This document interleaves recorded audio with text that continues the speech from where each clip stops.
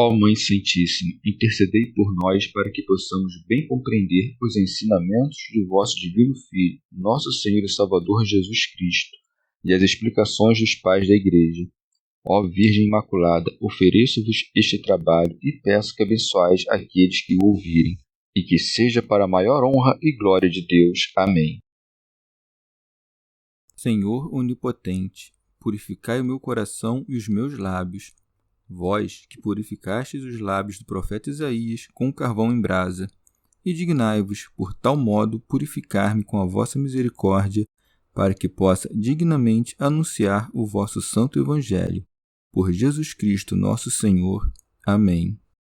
Senhor, abençoai-me.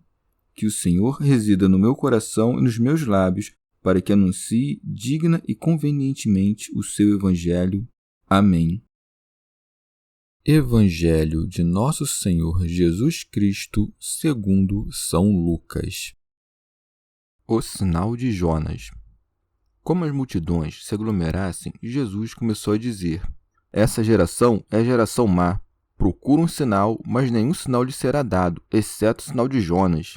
Pois, assim como Jonas foi um sinal para os ninivitas, assim também o Filho do Homem será um sinal para esta geração. A rainha do sul se levantará no julgamento, juntamente com os homens desta geração, e os condenará, porque veio dos confins da terra para ouvir a sabedoria de Salomão. Entretanto, eis aqui quem é mais do que Salomão. Os habitantes de Nínive se levantarão no julgamento, juntamente com esta geração, e a condenarão, porque se converteram pela pregação de Jonas.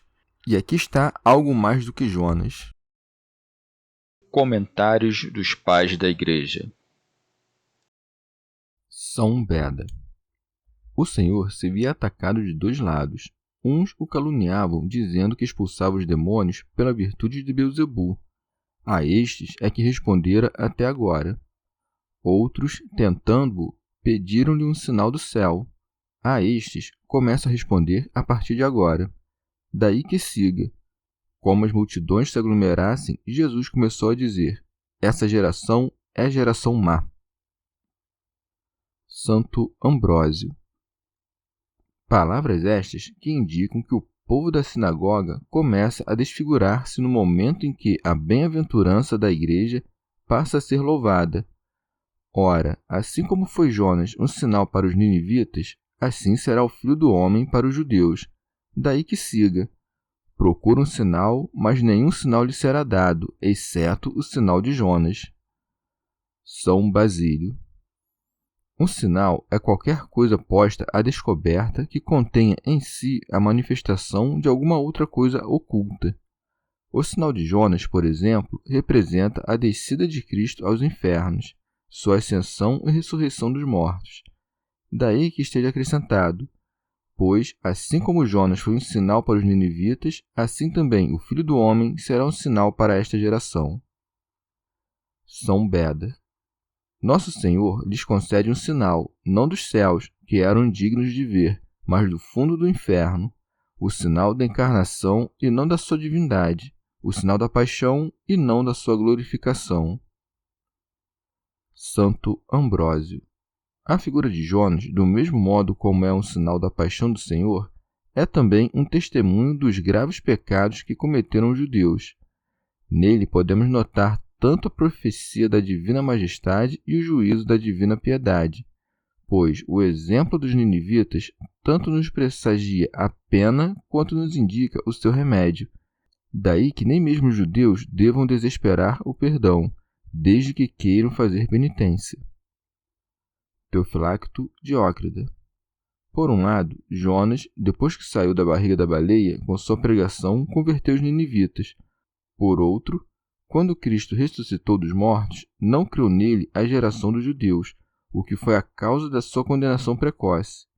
Desta condenação, o Senhor dá dois exemplos, dizendo: A rainha do sul se levantará no julgamento, juntamente com os homens desta geração, e os condenará. São Beda. Serão condenados, não pelo poder de julgamento que terá Cristo, mas apenas pela comparação com feitos melhores. Daí que siga.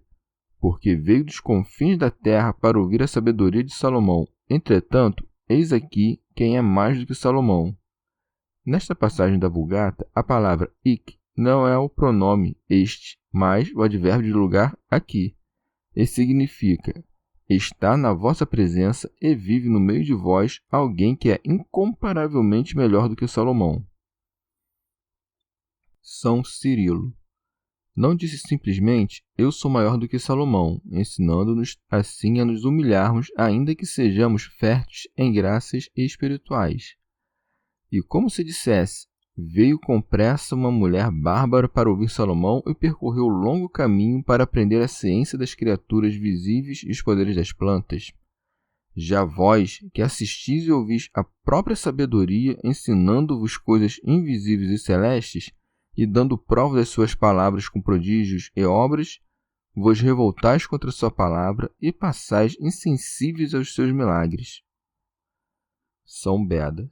Se a rainha do sul, de cujo lugar entre os eleitos não há dúvida, se levantará no juízo junto com os reprovados, está manifesto que para todos os mortais, bons e maus, haverá uma só ressurreição, e não se dará conforme as fábulas dos judeus, 1000 anos antes do juízo, mas no próprio tempo do juízo. Santo Ambrósio. Ao condenar o povo judeu, Nosso Senhor expressa de modo esplêndido o mistério da Igreja, que é semelhante à Rainha do Sul, se reúne desde todos os cantos da terra a fim de adquirir a sabedoria e ouvir as palavras do pacífico Salomão, e é uma verdadeira rainha, pois seu reino é indiviso e cresce da combinação de povos diversos e distantes num só corpo. São Gregório de Nissa. Assim como a Rainha do Sul era rainha dos etíopes e vinha de um reino distante, do mesmo modo, a Igreja dos Gentios, no princípio, era negra e afastada do conhecimento do verdadeiro Deus. Mas, assim que o pacífico Cristo irradiou seu esplendor, então, em meio à cegueira dos judeus, os gentios se aproximaram e ofereceram a Cristo os aromas da piedade, o ouro do conhecimento de Deus e as pedras preciosas da obediência dos preceitos. Teofilacto Diócrida. Ou ainda, é porque o sul é louvado na Escritura por ser quente e vivificante.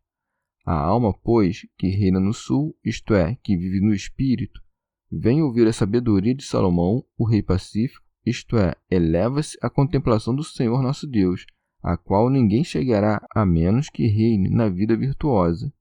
Em seguida, Nosso Senhor coloca o exemplo dos ninivitas. Os habitantes de Nínive se levantarão no julgamento juntamente com esta geração e a condenarão. São João Crisóstomo. A condenação é declarada ou por semelhantes ou por dessemelhantes. Por semelhantes, como na parábola das 10 virgens.